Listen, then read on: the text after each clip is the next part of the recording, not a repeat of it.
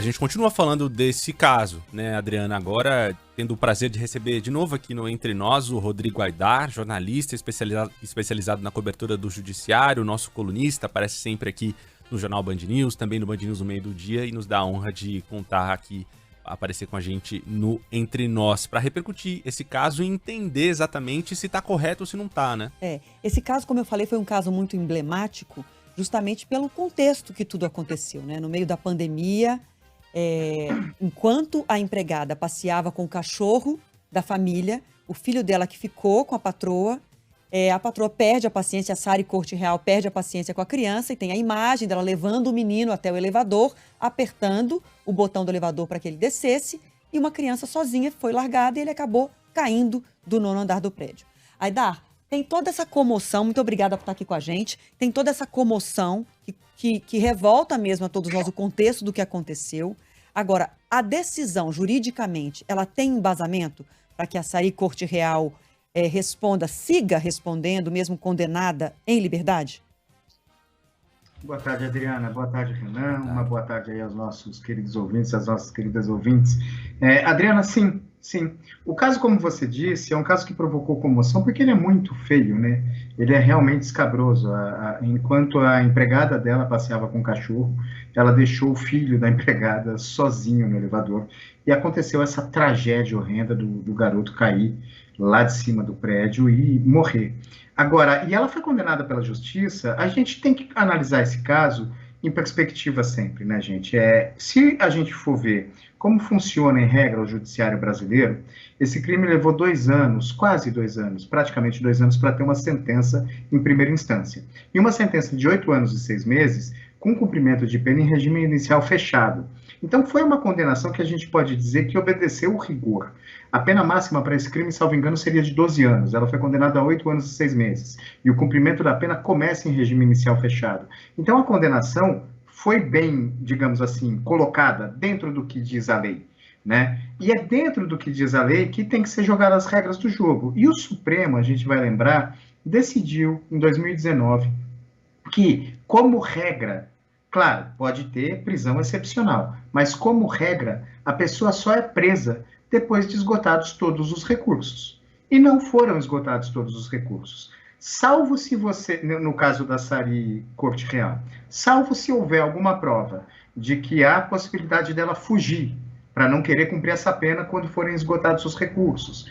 Ela está ameaçando alguma testemunha, tentando destruir alguma prova, atrapalhando o andamento das investigações, aí caberia a prisão, mas é prisão preventiva. Pode ser revogada, pode ser mantida e tem que ser de 90 em 90 dias justificada pelo juiz, porque continua preso. Agora, por essa condenação em primeira instância, o juiz não aceitar o começo do cumprimento da pena, ele está correto, porque ele está obedecendo a uma decisão que foi tomada pelo Supremo Tribunal Federal, que disse que não cabe prisão antes do trânsito em julgado. O que é trânsito em julgado? Decisão definitiva da Justiça. Enquanto couber recurso, não deve haver prisão, salvo em casos excepcionais, que foram esses que eu citei agora há pouco. Aidar, de manhã, logo cedo, essa foi justamente a nossa discussão aqui. Porque claro que a gente também se revolta quando sabe que uma criança foi largada dessa forma e a responsável, claramente a responsável pelo resultado do abandono de incapaz, que foi a morte da criança, está condenada, mas não vai para trás das grades imediatamente. Então a gente também se revolta. Mas discutimos exatamente isso, que na verdade a lei ela tem que valer para todos de forma igualitária, né? Então, se está decidido pelo Supremo que tem que esperar todas as possibilidades de recurso, o que está acontecendo no caso da Sari Corte Real está dentro da lei. O problema é que o Renan também fez uma argumentação que eu gostaria que você fizesse agora, Renan, o do porquê dessa angústia, dessa revolta das pessoas. A gente está acostumado a ver, infelizmente a gente se acostumou a ver alguns casos em que a justiça age de modo, principalmente em alguns grupos, às vezes grupos minoritários em direitos, age de algumas formas com uma punição maior, né? E a gente se acostuma a ver essas punições acontecendo de forma bastante agressiva, de forma muito ágil, as pessoas com prisões preventivas que se arrastam durante muito tempo, e quando a gente vê um processo acontecer da maneira que ele deve acontecer, causa estranhamento, parece injustiça, mas na verdade é o certo, né? É o que deveria acontecer com todas as pessoas que passam pelo sistema de justiça, né? É isso, Renan. A gente vê uns casos, às vezes, que nos revoltam, como, por exemplo, pessoas presas porque furtaram um pote de Uhum. margarina, um chocolate. Eu tratei, eu não lembro se no meio do dia ou no jornal da Band News, do caso de um rapaz que foi preso porque, aspas, furtou comida que estava sendo jogada fora em um supermercado. Furtou não, tentou furtar, não conseguiu, foi preso e estava preso preventivamente sem nenhuma condenação. Então, se você pegar esse caso e pegar o caso da Sari Corte Real, é claro que fica patente aí um tratamento diferente. Por quê? Porque ela tem acesso a advogado, ela tem uma condição financeira melhor e a vida real é feita disso. Quando você tem melhores recursos financeiros, você tem acesso a melhores advogados e se você tem acesso a melhores advogados, a justiça, no seu caso, é feita de forma mais correta, digamos assim.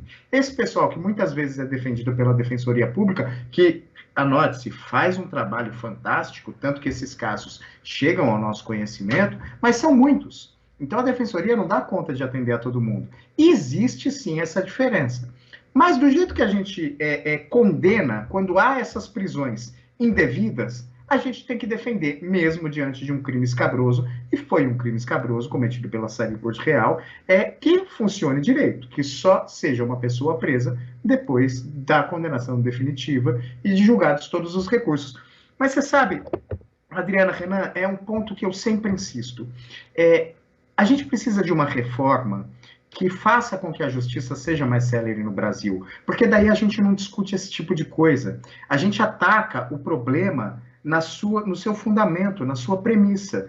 Se, em um caso como esse, em um período de 3 anos, estivessem esgotados todos os recursos e houvesse uma decisão definitiva, o período de 3 anos é muito bom, ela começaria a cumprir a pena de prisão em regime fechado em um período de 3 anos. Mas a gente tem um período de 2 anos, e não dá para dizer que esse caso foi lento, porque um período de 2 anos em primeira instância não é um caso lento. A gente tem um período de 2 anos, uma sentença ainda em primeira instância. E se os advogados usarem todos os recursos que estão dentro da lei, isso pode se arrastar por 10 anos. A gente já viu muitos casos assim, para iniciar o cumprimento da pena. Então, o problema, ele exige um enfrentamento um pouco mais complexo. A gente precisa fazer com que a justiça brasileira seja mais célere, que esses recursos sejam julgados em um prazo minimamente razoável, e aí a gente não precisa discutir prisão ou não antes da condenação definitiva, porque a condenação definitiva vai se dar em um período razoável, um período de 3 anos, vamos pensar. Agora, o problema é que não existe esse período, né?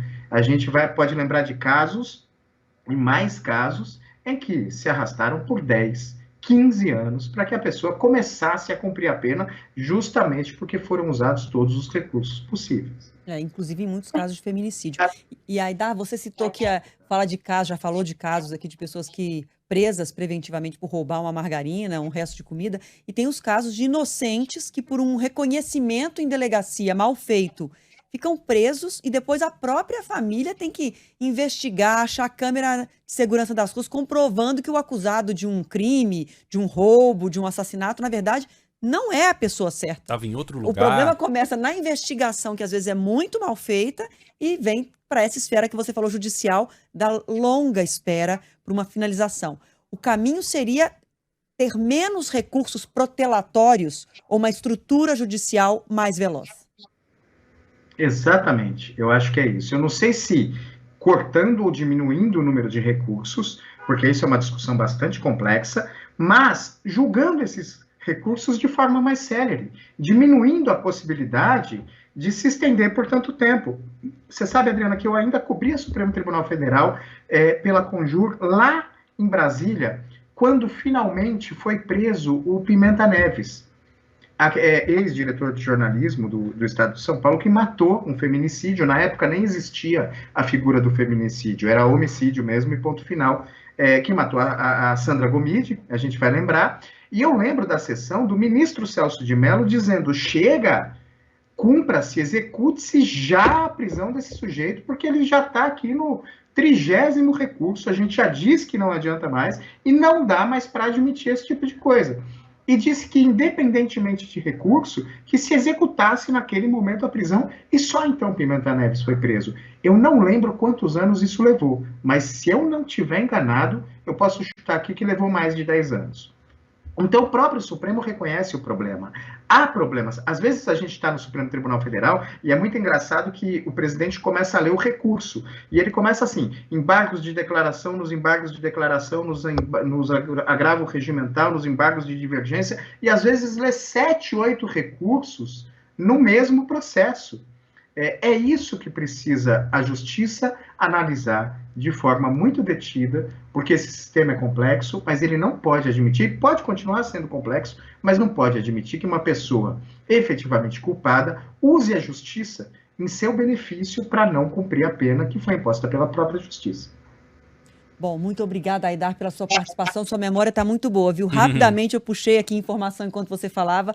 Foram 11 anos para que Pimenta Neves fosse preso pelo assassinato de Sandra Gomide, a ex-namorada dele. Foi isso Eu mesmo. lembrei disso porque o ministro Celso de Mello estava revoltado na sessão, na época. Ele ficou efetivamente revoltado, e aí isso marcou, a gente fez notícia, etc. Mas eu sabia que era pelo menos mais de 10 anos. É isso. Muito obrigada, viu, Aidar, pelos seus esclarecimentos. Boa tarde para você. Sempre bom ter você aqui. Muito bom, Adriana. Beijo, grande beijo, Renan, e um grande beijo para os nossos ouvintes. Até breve. Valeu.